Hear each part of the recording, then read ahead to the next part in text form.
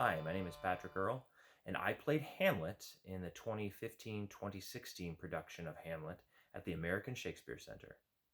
Hi, I'm Benjamin Reed, and I played Hamlet in the 2012 Houston Shakespeare Festival production of Hamlet.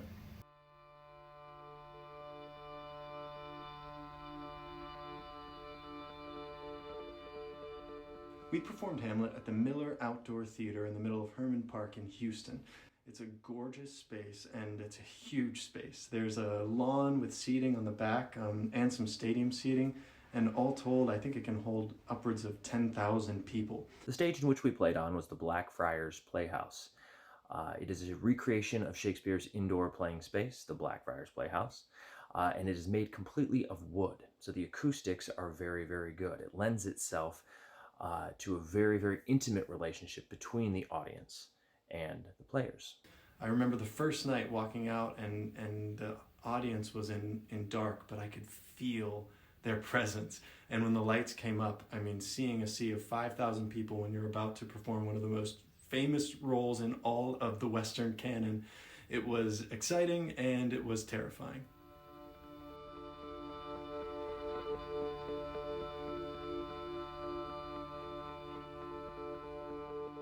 At the Blackfriars Playhouse, we utilize Shakespeare's staging conditions. So in that regard, there is minimal set. The upstage wall is what we like to call a facade. It is made of carved wood and also painted in faux marble. It consists of 2 side doors and a discovery space.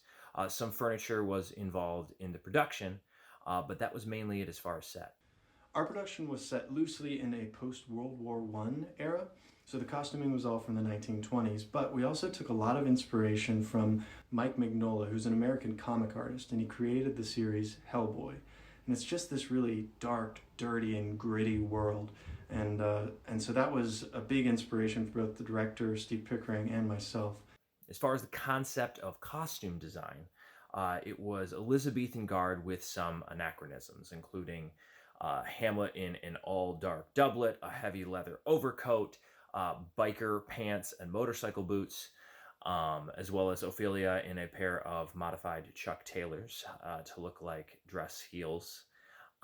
So as you can imagine, a little bit of an anachronism, Elizabethan garb bringing the audience into this century.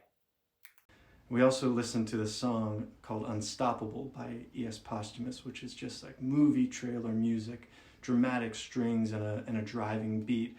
And I remember running to it and prepping for the role and just letting that music sort of infect me as I worked on the text.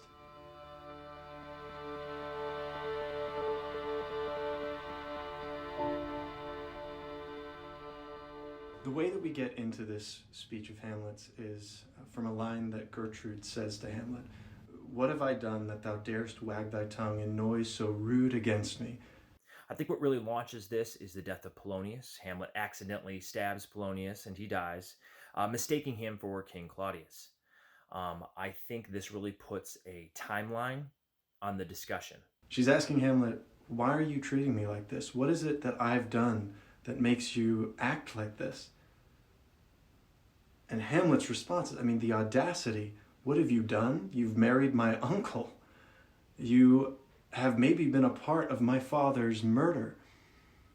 And so her inability to understand why Hamlet is acting the way he is forces Hamlet to make her confront it, to face it head on, and that's what happens in this speech.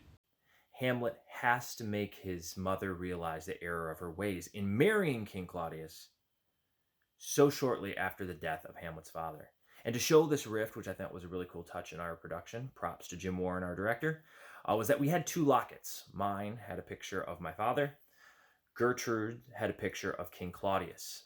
And that becomes the focus of the 2 pictures in comparison within the speech.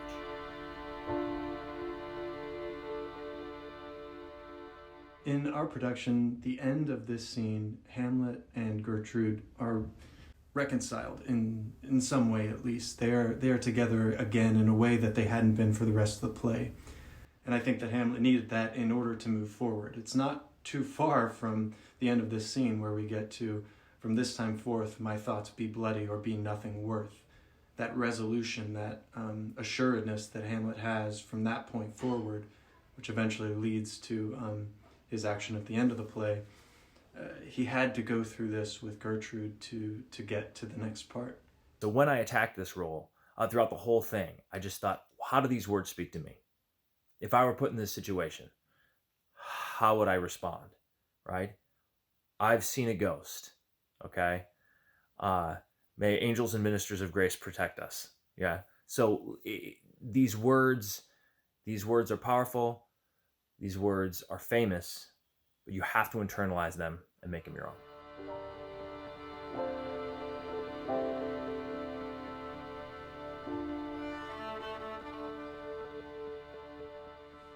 Look here, upon this picture, and on this. The counterfeit presentment of two brothers. See what a grace was seated on this brow, in front of Jove himself. An eye like Mars to threaten and command, a combination and a form where every god did seem to set his seal to give the world assurance of a man. This was your husband. Look you now what follows. Here is your husband. Like a mildewed ear blasting his wholesome brother. Have you eyes? Could you on this fair mountain leave to feed, and batten on this moor, huh? Have you eyes? You cannot call it love. For at your age, the heyday in the blood is tame. It's humble and waits upon the judgment. And what judgment would step from this to this? What devil wast that thus hath cozened you at hoodman blind? Eyes without feeling, feeling without sight, ears without hands or eyes, smelling sans all, or but a sickly part of one true sense could not so mope. Oh, shame! Where is thy blush? Look here upon this picture and on this, the counterfeit presentment of two brothers. See what grace was seated on this brow, where every god did seem to set his seal, to give the world assurance of a man. This was your husband. Look you now what follows. Here is your husband, like a mildewed ear, blasting his wholesome brother. Have you eyes? You cannot call it love. For at your age, the heyday in the blood, it's tame, it's humble, and waits upon the judgment. And what judgment steps from this to this? Oh, shame! Where is thy blush?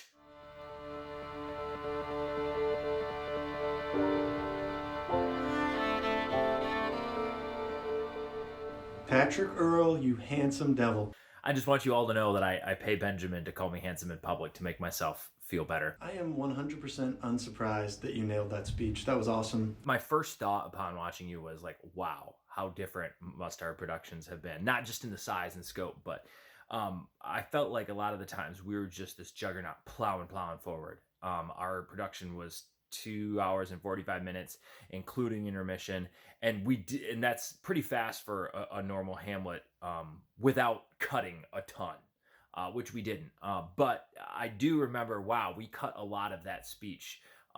We cut all of the second quarto lines out of it, and your rendition of that it lent itself to a certain amount of vulnerability and a relatableness to Hamlet that I feel like sometimes a lot of productions miss. I really loved the antithesis on was and is, for this was your husband, this is your husband. And you just have such a great and clear command of the language. It makes it so easy to follow. And certainly ours may have blown over given the amount of momentum we had. So a lot of the times, I think in our production, we may not have taken the time to do that. And we grasped those little moments that we could, but it was a lot about pushing the action forward. Whereas your rendition, not only did I understand it and it was perfectly clear, but I saw the love that you had for Gertrude. It was a pleasure getting to watch it, and I'm so glad that we got to both tackle this role. I hope you all enjoyed it. Adieu.